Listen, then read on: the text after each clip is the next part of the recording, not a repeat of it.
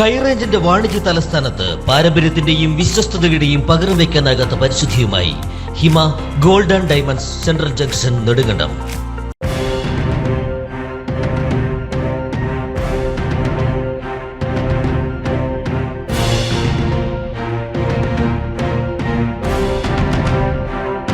ഇടുക്കി കട്ടപ്പന നഗരമധ്യത്തിലെത്തിയ കേഴമാനെ വനപാലകർ പിടികൂടി. പുളിയമല റോഡരികിലെ കടയുടെ സമീപത്താണ് കേഴമാനെ കണ്ടത്.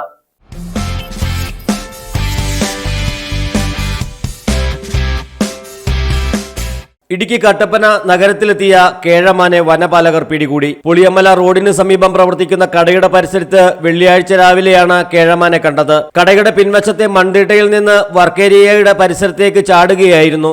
ഉടൻ തന്നെ വനപാലകരെ വിവരമറിയിച്ചു.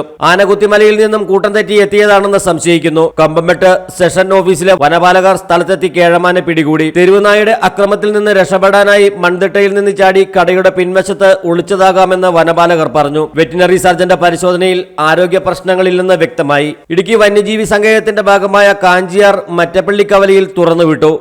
News desk AM news network Kattappana.